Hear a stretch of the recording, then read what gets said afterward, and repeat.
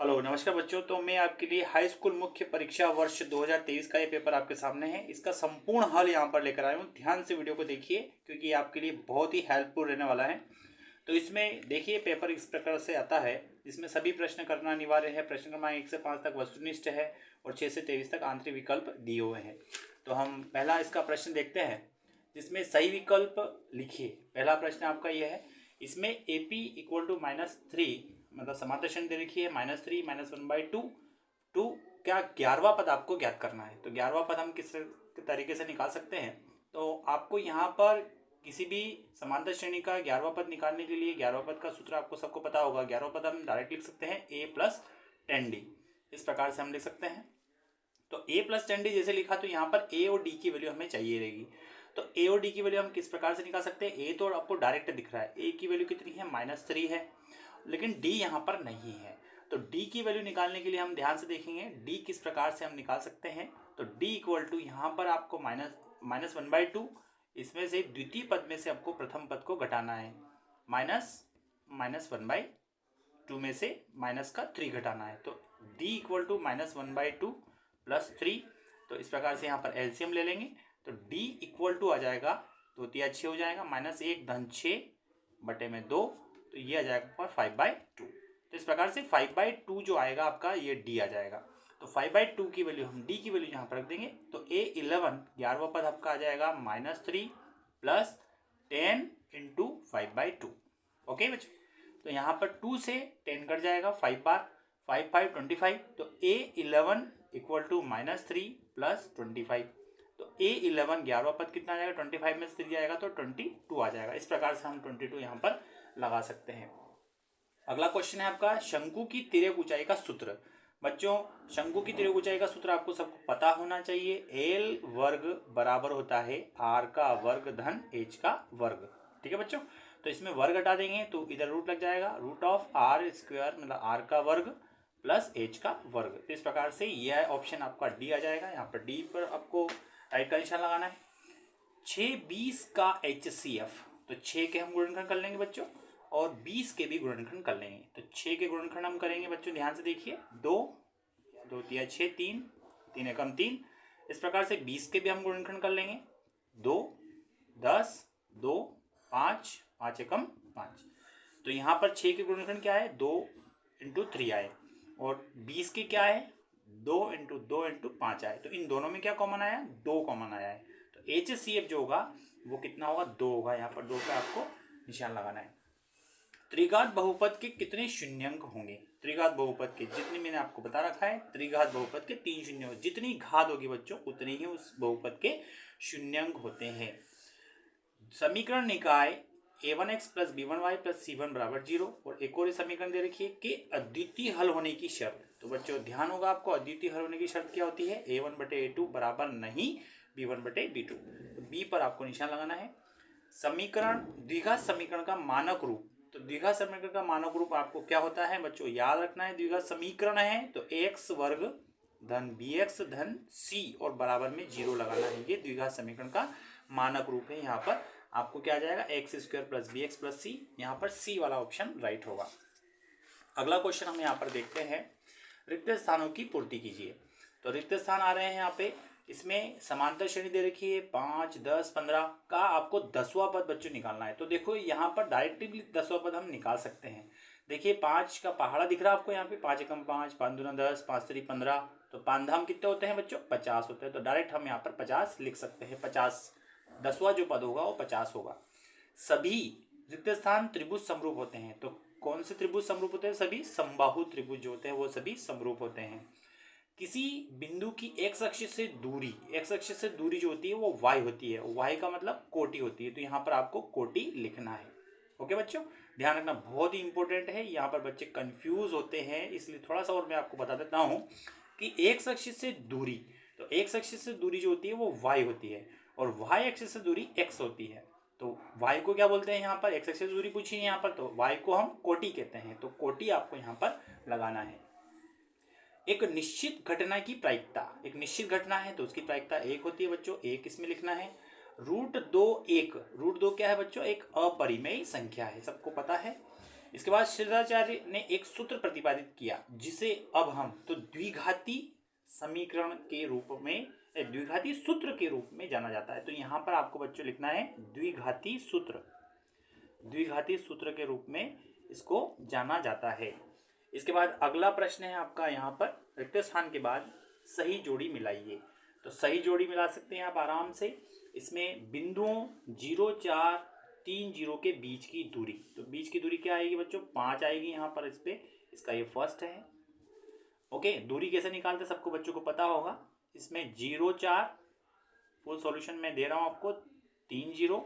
इसमें दोनों बिंदुओं के बीच की दूरी निकालना है तो अंडर रूट ऑफ आपको याद होगा x2 - x1 पूरे का स्क्वायर प्लस y2 - y1 पूरे का स्क्वायर। तो इस तरीके से आपको यहाँ पर x2 माइनस, ये है आपका x1, ये है y1, ये x2, ये y2, x2 - x1 मतलब 3 - 0 पूरे का वर्ग धन y2 - y1 मतलब 0 - 4 पूरे का वर्ग। तो इस प्रकार से यहाँ पे आ जाएगा बच्चों, 3 का वर्ग 9 होगा, 4 का वर्ग 16 होगा, अंडर रूट ऑफ 25 मतलब कितना आएगा 5। तो यहाँ पर अंडर रूट 5, 25 का मतलब होता है 5। तो यहाँ पर जो दोनों बिंदुओं के बीच की दूरी होगी वो 5 होगी। घनाभ का आयतन का सूत्र बच्चों आपको याद रखना है, घनाभ का लंबाई गुणित चौड़ाई गुणित ऊंचाई होती है। तो ये BAC, इस पे यहाँ पर सेकंड ऑप्शन है, यहाँ पर ये आएगा। वर्ग का क्षेत्रफल, तो वर्ग का क्षेत्रफल बच्चों होता है भुजा का वर्ग। तो भुजा यदि A है तो A का वर्ग, यहाँ पर थर्ड वाला ये आएगा। इसके बाद है साइन वर्ग A प्लस कॉस वर्ग A बराबर कितना होता है बच्चों? A होता है, आपको ये ध्यान रखना है, ये फोर्थ वाला ऑप्शन आएगा। इसके बाद है tan 90 minus theta, tan 90 minus A। तो tan 90 माइनस A बराबर क्या होगा? cot A होगा, यहाँ पर ये फिफ्थ वाला ऑप्शन होगा। और 9 sec square minus 9 tan square A, तो इसकी वैल्यू आएगी 9। तो यहाँ पर आपको ये 6 वाला ऑप्शन में 9 आएगा। ओके बच्चों, अगला क्वेश्चन है आपका यहाँ पर, वो है एक शब्द या एक वाक्य में उत्तर लिखिए।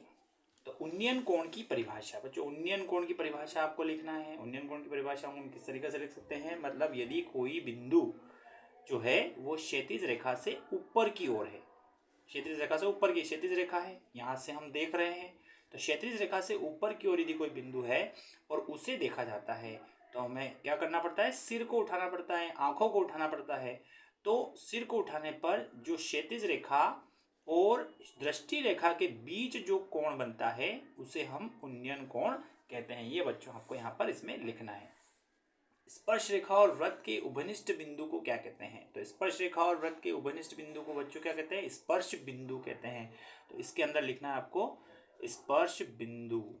ठीक बच्चों, पांचों को एक बार फेंकने पर 8 तो आता ही नहीं है, 6 तक की संख्या होती है, नंबर 1 2 से 3 4 5 6। तो 8 प्राप्त करने की प्रायिकता तो क्या होगी? यहाँ पर 0 होगी। वर्ग 20 से 40 का वर्ग चिन्ह क्या है? तो वर्ग चिन्ह का आपको पता ही है, वर्ग चिन्ह का सूत्र होता है, वर्ग चिन्ह बच्चों याद रखें, बहुत इंपॉर्टेंट है। वर्ग चिन्ह बराबर ऊपरी सीमा प्लस निचली सीमा बटे 2। तो मतलब 20 धन 40 दोनों को जोड़ना है और बटे में 2 करना है। तो वर्ग चिन्ह आपका कितना आ जाएगा? यहाँ पर 30 आ जाएगा बच्चों। तो वर्ग चिन्ह यहाँ पर 30 लिखना है। द्विघात समीकरण का विविक्त कर का सूत्र, तो द्विघात समीकरण के विविक्त कर का सूत्र बच्चों याद रखना है, D बराबर होता है B वर्ग माइनस 4AC। ये विविक्त कर का सूत्र है बच्चों, इसमें लिखना है। अगला क्वेश्चन आपका यहाँ, किसी एपी के प्रथम n पदों का योग ज्ञात करने का सूत्र बहुत सिंपल है बच्चों। Sn बराबर होता है n/2। Okay, 2a plus n minus 1 bracket into D कोष्टक बंद। इस प्रकार से ये n पदों के योग का सूत्र आपको लिखना है बच्चों। अगला क्वेश्चन आ रहा है आपका सत्य और असत्य। तो सत्य असत्य में भी आप देख लेते हैं। यहाँ पर 7 1 और 0 0 के बीच की दूरी 5√2 है। तो यहाँ पर जैसे कि अपन ने फर्स्ट क्वेश्चन किया था, ये x1 y1 मान लेंगे इधर, और इसको हम मान लेंगे x2 y2। ओके बच्चों, तो दूरी निकालना इन दोनों के बिंदुओं के बीच की दूरी, सूत्र वो का वही है आपका x2 माइनस x1 पूरे का square plus y2 minus y1 पूरे का स्क्वायर। तो इसमें आप देखिए x2 minus x1 0 minus 7, 0 minus 7 का स्क्वायर प्लस 0 माइनस 1 का स्क्वायर, 0 माइनस 1 का स्क्वायर हो जाएगा। अंडर रूट ऑफ 7 का स्क्वायर होगा 49 प्लस 1 का स्क्वायर होगा 1, और कितना होगा? ये दोनों कितना मिलकर हो जाएंगे? 50 हो जाएगा। तो 50 को हम लिख सकते हैं 5√2। समझ में आ रहा है? क्योंकि 25 × 2 हो जाएगा 25 इंटू 2, 25 वर्गमूल से बाहर आ जाएगा 5√2, तो बीच की दूरी 5√2 है, तो ये आपका सत्य हो जाएगा।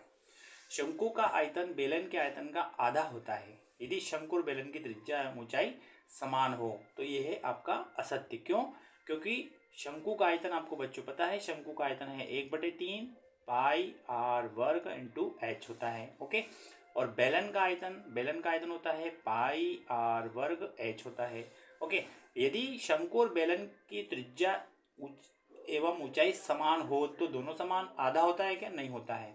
यदि त्रिज्या भी समान है, आर स्क्वायर से आर स्क्वायर कट जाएगा, एच से एच कट जाएगा, लेकिन फिर 1/3 पाई और पाई बच जाएगा, मतलब ये आपका आधा नहीं होगा। बराबर है क्या? है आधे आधा है क्या? नहीं है ना। शंकु का आयतन बेलन का आयतन का आधा है क्या? यहाँ पर नहीं है, तो यहाँ पर फॉल्स हो जाएगा।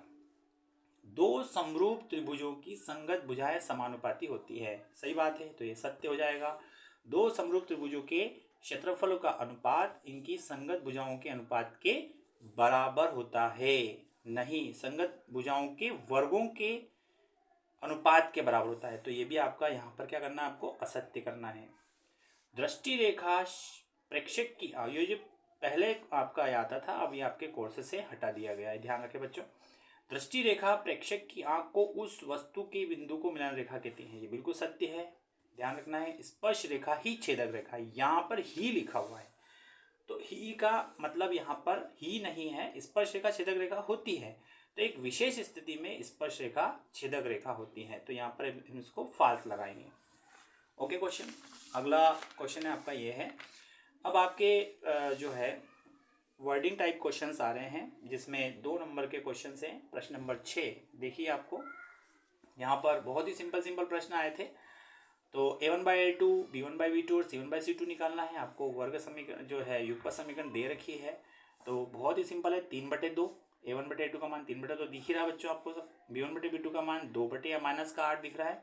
c1/c2 का मान कितना, 5/7। इस प्रकार से आपको लिखना है।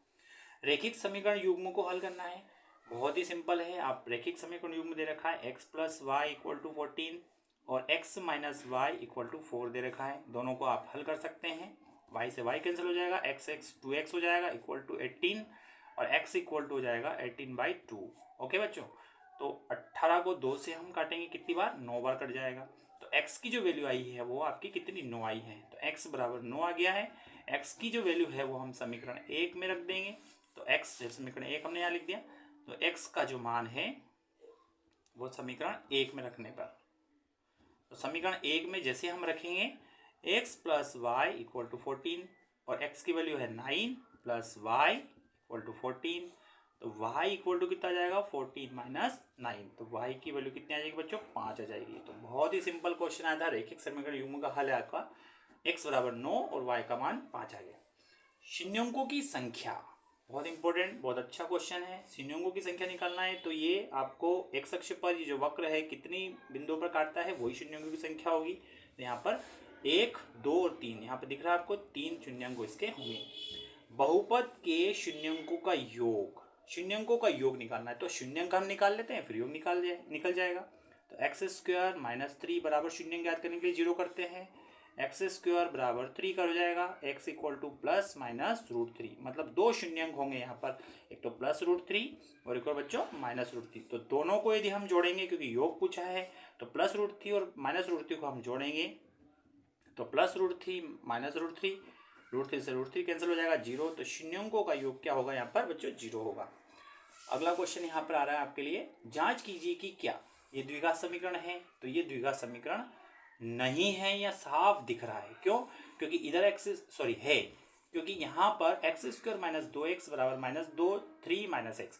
अब यहाँ पर इस वाले टर्म्स में जो है वहाँ पर x² वाला टर्म नहीं है, यदि होता तो फिर द्विघात समीकरण नहीं होती, तो ये है। क्यों? क्योंकि x² - 2x बराबर माइनस का 2 का इंटू करेंगे -6 हो जाएगा, माइनस +2x हो जाएगा, और 2x और माइनस का 2x और प्लस का 2x है, तो यहाँ पर हम बोल देंगे x² - के 4x, 2x इधर चला जाएगा, माइनस का 2x पहले से ही, माइनस का 2x और ऊपर आ गया, तो माइनस का 4x हो गया, और प्लस का 6 = 0, तो ये द्विघात समीकरण है। इसके बाद द्विघात समीकरण का विविक्त कर याद करना है, बहुत इजी क्वेश्चन है बच्चों। d बराबर जानते हैं b² - 4ac होता है, तो d बराबर b की वैल्यू कितनी है, -4 का स्क्वायर -4 × 2 × 3। तो डी बराबर हो जाएगा 20 स्क्वायर, 4 का स्क्वायर 16 हो गया, माइनस 4 दूना 8, 8 तिया 24 हो जाएगा। तो डी बराबर कितना आ जाएगा बच्चों, -8 आ जाएगा। तो यहाँ पर विविक्त कर याद करना था, तो विविक्त कर आ गया आपके पास डी बराबर -8। एपी 2, 7 और 12 का 10वां पद आपको ज्ञात करना है। तो 10वां पद निकालने के लिए क्या करेंगे बच्चों, 10वां पद निकालना है वो बहुत सिंपल है, जैसे कि हमने किया था अभी। 8 10 बराबर यहाँ हो जाएगा a + 9d। 10वां पद निकालना है। 8 10 = a की वैल्यू कितनी है बच्चों, यहाँ दिख रहा होगा आपको 2 है, धन 9 × d। यहाँ पर d मतलब अंतर, दोनों में दो, इसमें समांतर श्रेणी का अंतर, सार्वंतर कितना है, 2 और 7 आ रहा है, तो 5 का अंतर है, तो यहाँ पर 5 कर देंगे। तो 8 10 बराबर हो जाएगा 2 + 45। तो 8 10 10वां पद कितना आ जाएगा, 47 आ जाएगा बच्चों, ध्यान रखना है। जांच कीजिएगी क्या एपी है, बताइए एपी है। तो एपी के लिए सबसे महत्वपूर्ण है सार्वंतर समान होना चाहिए। तो 0 के बाद -4 आ रहा है, फिर -4 के बाद -8 आ रहा है, फिर -8 के बाद -12 आ रहा है, तो आपको साफ दिख रहा है ये समांतर श्रेणी है। इसके बाद अगला क्वेश्चन है आधारभूत समानुपातिकता प्रमेय का कथन ज्ञात लिखिए। तो आधारभूत समानुपातिक का अनुपातिक प्रमेय का कथन आपको याद रखना है बच्चों, मैंने यहाँ लिख रखा है, आप ध्यान से देखिए। इसमें आपको नोट डाउन कर लेना है आधारभूत अनुपातिकता का कथन। इसमें यदि समानुपातिकता कथन है, यदि किसी, इसको थेल्स प्रमेय भी कहते हैं, यदि किसी त्रिभुज की एक भुजा के समांतर अन्य दो भुजाओं को भिन्न भिन्न बिंदुओं पर प्रतिच्छेद करने के लिए एक रेखा खींची जाए तो ये अन्य दो भुजाएं एक ही अनुपात में विभाजित हो जाती है। बच्चों नोट डाउन कर लीजिए, आप लिख लीजिए इसको, ये आधारभूत समानुपातिकता प्रमेय या थेल्स प्रमेय है। अगला क्वेश्चन यहाँ पे देखते हैं। इसमें त्रिभुज एबीसी, डी समांतर बीसी, ईसी की वैल्यू निकालना है। बहुत ही इंपॉर्टेंट, बहुत ही सिंपल क्वेश्चन है, तो आपको ध्यान रखना है। इसमें भुजाएं अनुपातिक होगी, अभी थेल्स प्रमेय हमने पढ़ा है। तो AD बटे DB बराबर हो जाएगा AE बटे EC होगा। ओके, AD की वैल्यू है 1.5, DB की वैल्यू है 3, AE की वैल्यू है 1 और EC की वैल्यू हमें ज्ञात करना है। EC तिर्यक गुणा हो जाएगा, 1.5 में EC का इंटू बराबर 3 में 1 का इंटू, इस 1.5 नीचे जाएगा, तो EC बराबर 3 बटे 1.5, दशमलव हटा देंगे, शून्य ऊपर लग जाएगी, 15 दूना 30। तो EC की जो वैल्यू आ जाएगी बच्चों वो 2 आ जाएगी सेंटीमीटर। आपको 2 सेंटीमीटर लिखना है। अगला क्वेश्चन है आपका, यहाँ पर देखिए, बिंदुओं के बीच की दूरी ज्ञात कीजिए। दो बिंदु दे रखे हैं आपको, 4 6 और 6 8, इन दोनों के बीच की दूरी आपको निकालना है। बहुत सिंपल है, दूरी निकालने का तीसरी बार हम क्वेश्चन कर रहे हैं। तो x2 - x1 पूरे का स्क्वायर प्लस y2 - y1 पूरे का स्क्वायर। x2 - x1 बच्चों यहाँ पर आप x1 y1 दे दीजिए इसको, और इसको दे देंगे आपको x2 y2 दे देंगे।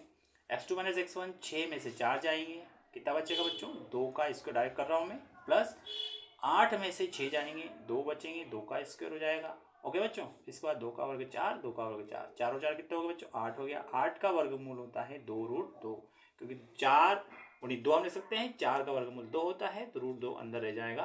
तो इस प्रकार से बीच की दूरी 2√2 इकाई होगी, ये आपको वहां पर लिखना है। बिंदुओं के ए बी बिंदु दे रखा है, -a - b का मध्य बिंदु आपको ज्ञात करना है। तो यहाँ पर मध्य बिंदु ज्ञात करना है, तो दोनों को जोड़ना है, ये भी x1 + y1, x1 y1 और ये x2 y2। मध्य बिंदु का सूत्र आप सब बच्चों को पता होगा, वो x1 + x2 बटे 2 और y1 + y2 बटे 2 होता है। दोनों को जोड़ दीजिए आप, a में माइनस का a जोड़ेंगे, तो a - a बटे में 2 करेंगे, फिर b में -b जोड़ेंगे, बटे में 2 करेंगे, a में से a गया 0 बटे 2 और यहाँ 0 बटे 2, मतलब 0 0। यहाँ पर मध्य बिंदु क्या आएगा बच्चों, 0 0 आएगा। अगला क्वेश्चन आपका यहाँ पे, tan a बराबर 4/3, तो sec a और cos a की वैल्यू आपको ज्ञात करना है। तो tan a का मान आपको पता है, तो tan a बराबर 4/3 है। tan थीटा बराबर होता है लंब बटे आधार 4/3। बच्चों इससे आप कर्ण निकाल सकते हैं, कर्ण आएगा आपका 5।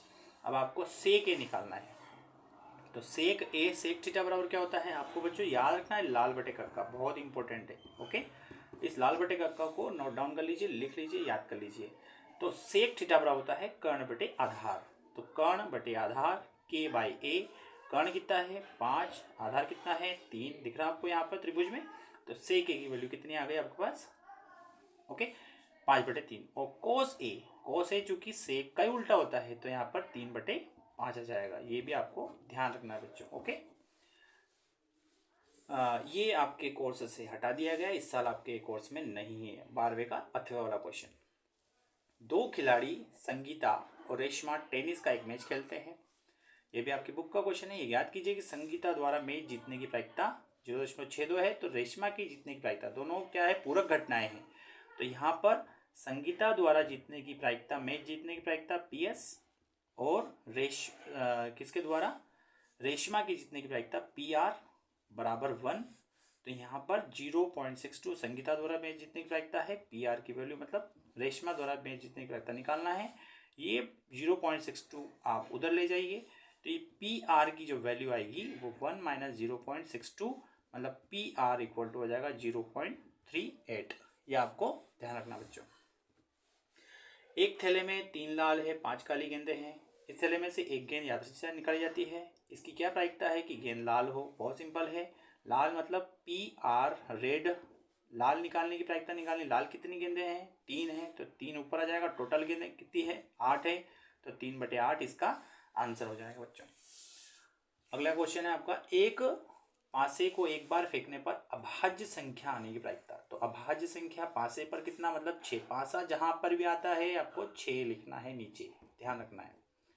अभाज्य संख्या तो 1 2 3 4 5 और 6 में अभाज्य संख्या क्या होगी, 2 होगा, 3 होगा और 5 होगा। मतलब टोटल कितना अभाज्य संख्या 3 है। तो PE, क्योंकि एक जो है बच्चों न तो भाज्य है न अभाज्य है, यहाँ ध्यान रखना है। तो ये 1/2 आ जाएगा। तो अभाज्य संख्या आने की प्रायिकता हो जाएगी 1/2। अगला क्वेश्चन, एक डिब्बे में 5 दाल है, 8 सफेद है, 4 हरे कंचे हैं। एक डिब्बे में से एक कंचा निकाला जाता है, सफेद कंचा होने की प्रायिकता बहुत सिंपल है। तो PW बराबर, अभी मैंने बताया थोड़ी देर पहले, टोटल कंचे कितने हैं, 5 और 8 13 और 4 कितना हो गया, 17। अब सफेद कंचा निकालना है, 8 सफेद है तो 8 बटे कितना हो जाएगा, 17 हो जाएगा। इसके बाद अगला क्वेश्चन है, 140 के अभाज्य गुणनखंडों के गुणनफल के रूप में इसको अपने को लिखना है 140 को। तो 140 हो जाएगा, 140 का गुणनखंड कर लेंगे, 2 70 2 35 फिर 5 7 तो 35 7 एकम 7, तो 2 × 2 × 5 × 7 हो जाएगा। तो अभाज्य गुणनखंड के रूप में लिखेंगे 2 × 2 बार है तो 2 का वर्ग गुणित 5 × 7। ये अभाज्य गुणनखंड के रूप में हमने इसको लिख दिया। HCF 306 657 बराबर 9 है। 306 657 बराबर आपको LCM निकालना है। बहुत सिंपल है, LCM निकालना है दोनों संख्याओं का। तो LCM बराबर दोनों संख्याओं का गुणनफल, 306 में 657 का इंटू करेंगे और बटे में आपको HCF करना है। HCF कितना दे रखा है, 9 दे रखा है, तो यहाँ पर 9 करना है। तो LCM आ जाएगा आपका, इसको काटेंगे अपन, 9 3 27 हो जाएंगे और 9 3 27 के बाद 9 चौक 36 हो जाएंगे। तो यह कटेगा 34 बार, 34 × 6 5 7। तो LCM आपका बच्चों आ जाएगा, इसमें इसका इंटू करेंगे 22,338 इसका HCF आएगा बच्चों। इसका इंटू हम करेंगे पर ये आएगा। इसके बाद दर्शाइए कि 3√2 एक अपरिमेय संख्या है।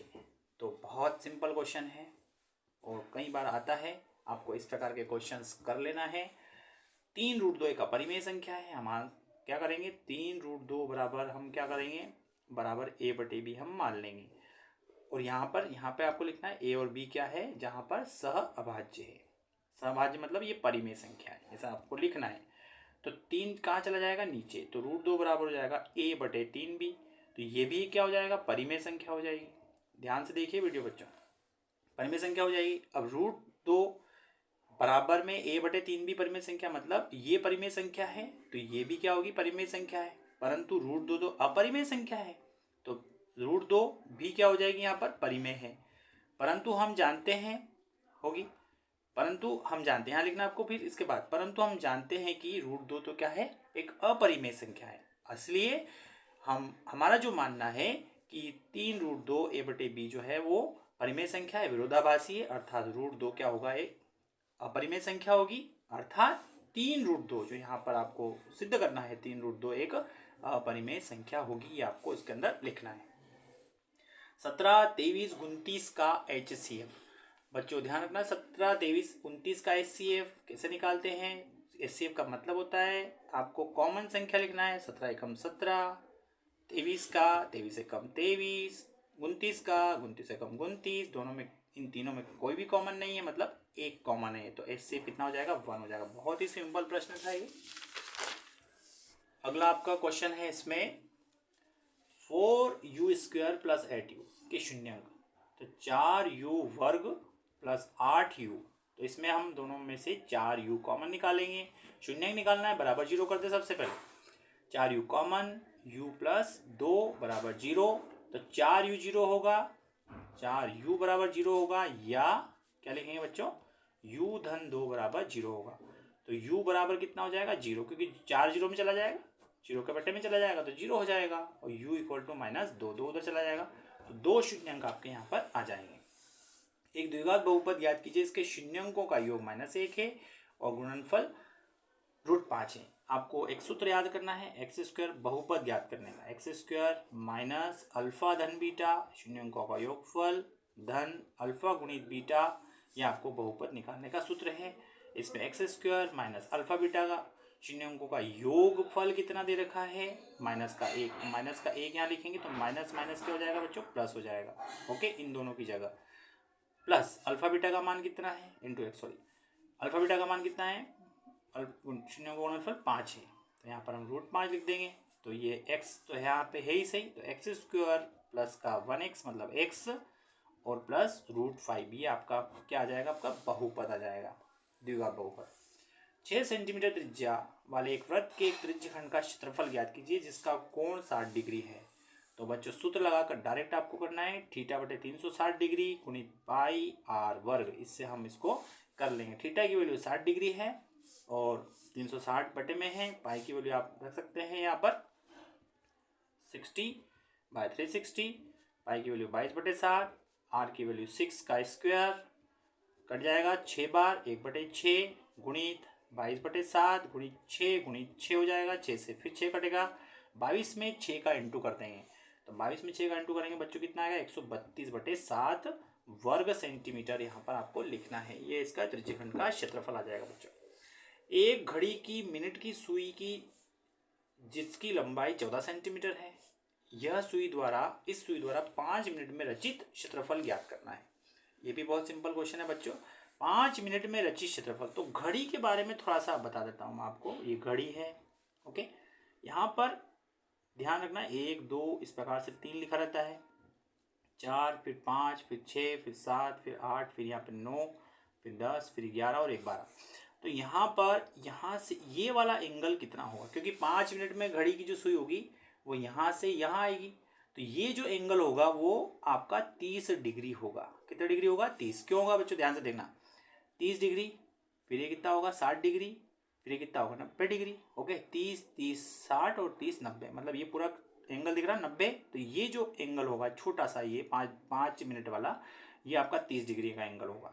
तो फार्मूला आपको पता ही है, फार्मूला लगा दीजिए और 5 मिनट वैसे क्षेत्रफल निकालना है, तो वो का वही सूत्र लगाना है, θ/360 गुणित पाई r वर्ग। ओके, अभी जो हमने ऊपर लगाया है, तो थीटा की वैल्यू यहाँ 30 डिग्री रखना है, 30/360 गुणित पाई की वैल्यू 22/7। ओके, और r कितना है, लंबाई कितनी है उसकी सुई की 14 सेंटीमीटर, तो यहाँ पे 14 का वर्ग करना है। तो कट गया, यहाँ पे कितनी बार कटेगा, यहाँ पर 12 बार कटेगा। ओके, 0 से 0 कट गया, 12×36 होते हैं 1/12, तो 1/12 गुणित 22/7 गुणित 14 गुणित 14 हो जाएगा बच्चों। ओके, 7 से कटेगा, 7 दूना 14। अब इसको आप सोल्व कर लेना और आंसर आ जाएगा। धरती पर एक मीनार ऊर्ध्वाधर खड़ी है, धरती के एक बिंदु से जो मीनार के पाद बिंदु से 15 मीटर की दूरी पर है, मीनार के शिखर का उन्नयन कोण 60 डिग्री। बहुत ही सिंपल क्वेश्चन है, ध्यान से देखिए, ये 60 डिग्री का कोण बनाना है, ये 60 डिग्री का कोण है। पाद बिंदु से मीनार की दूरी कितनी है 15 मीटर, मीनार की ऊंचाई निकालना है, तो ये 15 मीटर दूरी से यहाँ पर आपसे इसको देख रहे हैं 60 डिग्री के कोण से ऊंचाई आपको निकालना है, माना कि ऊंचाई h है। ओके, तो सिंपल है, tan 60 डिग्री बराबर होता है लंब बटे आधार। ओके, तो tan 60 की वैल्यू कितनी √3, तो h/15, 15 उधर चला जाएगा, h बराबर कितना आ जाएगा बच्चों, ये आ जाएगा आपका 15√3, ये आपके 15√3 मीटर आपकी मीनार की ऊंचाई आ जाएगी। ओके बच्चों। अगला क्वेश्चन है आपका यहाँ पे, आंधी आने से एक पेड़ टूट जाता है। बहुत ही इंपॉर्टेंट, बहुत ही शानदार क्वेश्चन है। टूटा हुआ भाग इस तरह मुड़ जाता है कि वो पेड़ को जमीन को छूना लगता है ना। पेड़ के शिखर जो है वो जमीन को छूने लगता है। इसके साथ 30 डिग्री कोण बनाता है और पेड़ के पाद बिंदु की दूरी जहाँ पेड़ के शिखर जमीन को छूता है 8 मीटर है। तो पेड़ की ऊंचाई ज्ञात करना है। बच्चों इसको मैंने कर रखा है ऑलरेडी, आप देख सकते हैं और इसको नोट डाउन कर सकते हैं। ध्यान से देखिए, आपका समय बचाने के लिए मैंने पहले से ही आपको यहाँ पर कर दिया। देखिए ध्यान से, इसमें एक पेड़ बना हुआ है, पेड़ का एक जगह से टूट गया है। इस प्रकार से टूटने पर इस प्रकार से उसका जो शिखर है वो जमीन को छुएगा, 8 मीटर की दूरी पर छुएगा। तो आपको यहाँ पर इसको नोट डाउन कर लें, इसको जो भी आपको स्क्रीनशॉट लेना है स्क्रीनशॉट ले लीजिए और इस प्रकार से इसको समझ लीजिए। माना कि चित्रानुसार पेड़ की ऊंचाई h मीटर है। त्रिभुज एबीसी में, अब त्रिभुज जो एबीसी आपको दिख रहा है इसमें 30 डिग्री की वैल्यू है। tan थीटा बराबर लाल बटे का आपको बता ही रखा मैंने, याद करना है। तो इसमें लंब बटे आधार, लंब है AB और आधार है AC। tan 30 की जो वैल्यू है वो आपको कितना है, 1/√3 है। AB की वैल्यू हमें पता नहीं है, AC की वैल्यू आपको पता है 8, यहाँ रख देंगे, 8 उधर चला जाएगा, 8/√3 हो गया यहाँ पर। ओके, अब त्रिभुज एबीसी में पाइथागोरस प्रमेय लगाएंगे क्योंकि ये तो पता चल गया अपने को और इसके भी जानकारी अपने को है। तो अपने को इस BC की वैल्यू निकालना है। तो BC की वैल्यू निकालने के लिए पाइथागोरस प्रमेय लगाएंगे। BC वर्ग कर्ण का वर्ग बराबर लंब का वजन आधार का वर्ग होता है। तो BC² बराबर AB² प्लस AC²। इनमें AB और AC की वैल्यू हमने रख दी। इस प्रकार से BC का वर्ग बराबर हो जाएगा 256/3 हो गया। अब BC वर्ग हटाएंगे, रूट लगेंगे, 256 का वर्गमूल 16 होता है, 3 ऐसा कैसे √3। अब BC की वैल्यू भी आ गई आपके पास बच्चों और AB की वैल्यू भी है आपके पास। BC की वैल्यू भी आ गई, ये वाली वैल्यू भी आ गई और AB, मतलब ये पूरा जो है पूरी पेड़ की ऊंचाई हम निकालने के लिए AB और BC इन दोनों को जोड़ेंगे। ओके, तो यहाँ पर जोड़ रखा है, ध्यान से देखिए। AB और AC को जोड़ दिया, 8/√3 धन 16/√3 24/√3। 8 × 3 कर देंगे, 3 को लिखेंगे √3 × √3, √3 कैंसिल हो जाएगा, 8√3 मीटर आपकी पेड़ की ऊंचाई आ जाएगी। ओके बच्चों, अगला क्वेश्चन है आपका यहाँ पर, इसमें सिद्ध कीजिए कि बाह्य बिंदु से वृत्त पर खींची गई स्पर्श रेखाओं की लंबाइयाँ जो होती है वो बराबर होती है। तो बाह्य बिंदु से स्पर्श रेखा पर जो है वृत्त पर खींची गई स्पर्श रेखाओं की लंबाइयाँ बराबर होती है। ये क्वेश्चन भी मैंने आपके लिए यहाँ पर कर रखा है, आप ध्यान से इसको देख लीजिए, नोट डाउन कर लीजिए और समझ लीजिए कि किस तरीके से हमें इस क्वेश्चन को करना है। इसमें वृत्त का बाहरी बिंदु P से वृत्त पर स्पर्श रेखाएं PQ और PR खींची गई है, सिद्ध करना है PQ बराबर PR। वृत्त के केंद्र O से OQ और OR को मिलाते हैं, मिला दिया। तो हम जानते हैं कि जो हमें सिद्ध करना है PQ बराबर PR, तो त्रिज्या जो होती है वो स्पर्श रेखा पर क्या होती है बच्चों, लंब होती है। तो यहाँ पर दो त्रिभुज आपको दिख रहे हैं, दोनों त्रिभुज कौन से हैं, समकोण त्रिभुज, OQP और ORP समकोण त्रिभुज होंगे। तो समकोण त्रिभुज में हम जानते हैं इसमें OQ बराबर OR है क्योंकि एक ही वृत्त की त्रिज्या है, आपको दिख रहा है यहाँ पे OQ बराबर OR, ये जो है दोनों एक ही वृत्त की त्रिज्याएं हैं और OP दोनों में सेम है, उभयनिष्ठ है, तो उभयनिष्ठ हो जाएगा। तो यहाँ पर दोनों त्रिभुज क्या हो जाएंगे, सर्वांग हो जाएंगे, क्योंकि एक एंगल 90 डिग्री है। तो यहाँ पर RHS सर्वांग समता लगेगी, आपको ध्यान रखना है। ओके बच्चों, समकोण त्रिभुज होता है उसमें कर्ण और साइड यदि बराबर होती है तो वहाँ पर सर्वांग सम, दोनों त्रिभुज सर्वांग सम हो जाते हैं, मतलब PQ बराबर PR हो जाएगा। ये आपको नोट डाउन कर लेना है। ओके बच्चों, इसके बाद है अगला क्वेश्चन, एक बिंदु A से एक वृत्त के केंद्र पर 5 सेंटीमीटर दूरी पर है, वृत्त पर स्पर्श रेखा की लंबाई 4 सेंटीमीटर है। तो आपको क्या करना है, वृत्त की त्रिज्या ज्ञात करना है। बहुत सिंपल है, ये बिंदु A से एक स्पर्श रेखा हम खींचेंगे, ध्यान से देखिए। स्पर्श रेखा केंद्र से, ये जो बिंदु है केंद्र से कितनी दूरी पर है, 5 सेंटीमीटर की दूरी पर है। ओके, इसमें यहाँ पर स्पर्श रेखा की लंबाई आपको 4 दे रखी है, तो आपको यहाँ पर इस वृत्त की त्रिज्या ज्ञात करनी है बच्चों। बहुत सिंपल दिख रहा होगा आपको, 90 डिग्री। अब इधर से आप देखिए, यहाँ से देखने पर 90 डिग्री, तो ये कर्ण हो जाएगा। ओके, ये हो जाएगा आधार और ये हो जाएगा लंब। तो लंब निकालना है, तो हम जानते हैं लंब का सूत्र आप पाइथागोरस में लगा देंगे। तो ये आपको यहाँ नाम देता हूँ, पहले मैं OA और इसको हम B दे देते हैं। तो इस त्रिभुज AOB में हम क्या करेंगे, पाइथागोरस प्रमेय लगा देंगे। कर्ण का वर्ग, कर्ण कितना है, OA का वर्ग, मतलब डायरेक्ट कर रहा हूँ मैं, 5 का वर्ग बराबर लंब निकालना है OB, मतलब त्रिज्या निकालना है। ओके, धन 4 का वर्ग, क्योंकि यहाँ आधार कितना है, 4 है। तो 5 का वर्ग 25 हो जाएगा, OB स्क्वायर धन 16, 4 का वर्ग 16 हो गया, 16 इधर आ गया, तो 25 माइनस 16 बराबर OB का स्क्वायर। तो OB स्क्वायर इक्वल टू 9 हो जाएगा। तो OB की वैल्यू कितनी आ जाएगी बच्चों, √9 मतलब 3 हो जाएगी। ओके, OB की वैल्यू 3 हो जाएगी। तो OB का जो मान है अर्थात त्रिज्या जो होगी वो कितनी होगी वृत्त की, 3 होगी, 3 सेंटीमीटर होगी, आपको नोट डाउन कर लेना है। अगला क्वेश्चन आपके लिए आ रहा है, 35 नगरों की साक्षरता दर दर्शाई गई है, माध्य साक्षरता दर आपको निकालना है। बहुत सिंपल क्वेश्चन है, आराम से आप इसको कर सकते हैं बच्चों। तो मैंने इसके लिए आपके लिए कर रखा है, आप ध्यान से जो है इसको नोट डाउन कर लीजिए। साक्षरता दर मैंने यहाँ पर प्रत्यक्ष विधि से करी है, आप चाहो तो दूसरी विधि से, कल्पित माध्य विधि से भी आप इसको कर सकते हैं।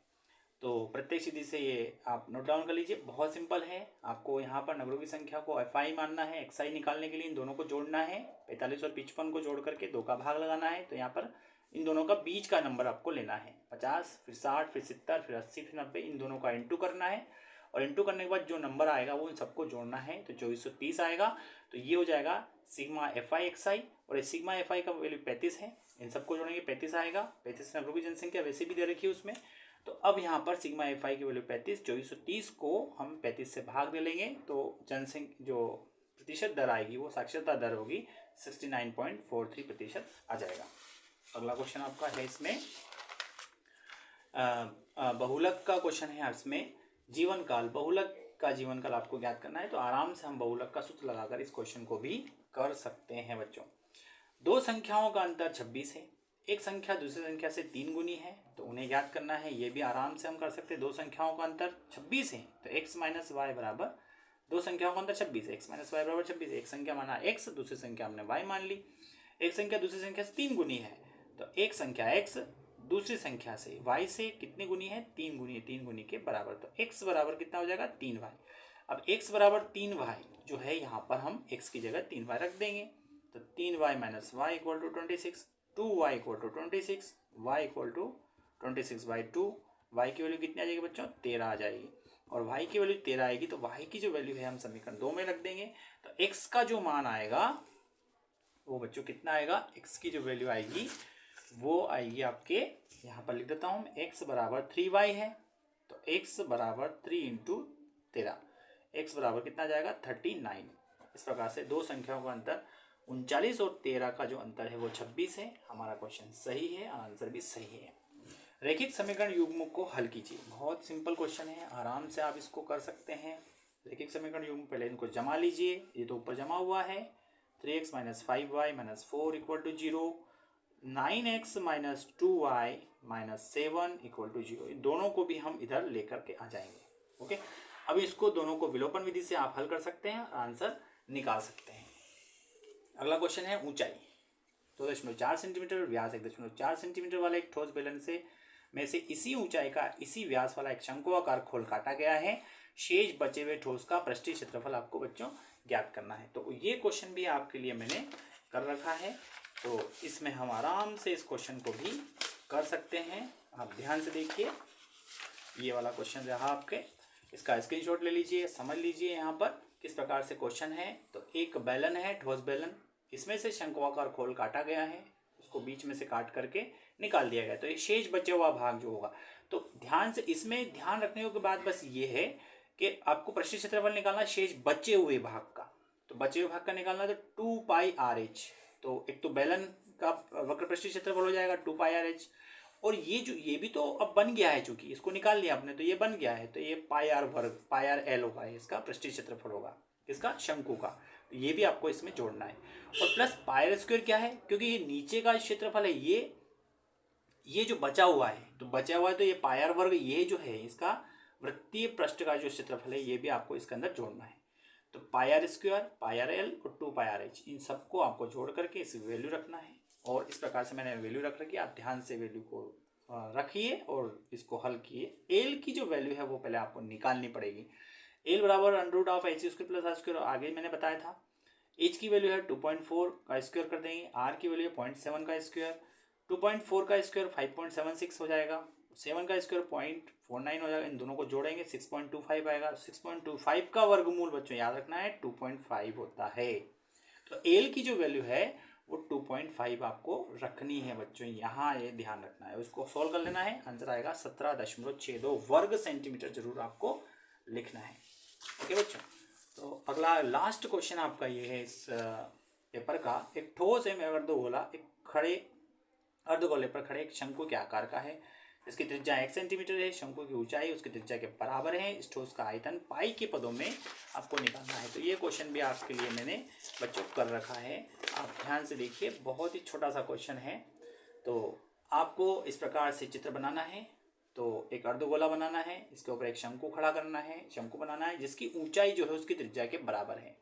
तो यहाँ पर दे रखा है h बराबर r बराबर 1 सेंटीमीटर। ओके, तो इस ठोस का आयतन निकालना है, बहुत सिंपल है। तो नीचे क्या है आपका अर्धगोला, तो अर्धगोले का आयतन 2/3 पायर क्यूब होता है।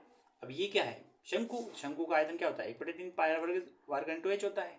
इन दोनों को हम जोड़ देंगे, 2/3 पाई, ऐसा कैसे, क्योंकि पाई के पदों में निकालना है। r की वैल्यू 1 है प्लस 1/3 पाई, r की वैल्यू 1 है, 1 का स्क्वायर, और h की वैल्यू भी कितनी 1 है।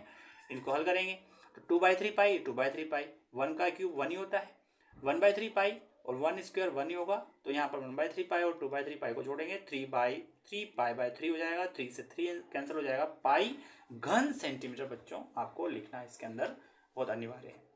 तो आशा करता हूँ कि आपके लिए ये बहुत ही हेल्पफुल रहेगा और इसको आप करिए, इसको निश्चित रूप से इसमें से 100% आपको समझ में आया होगा। Thank you very much.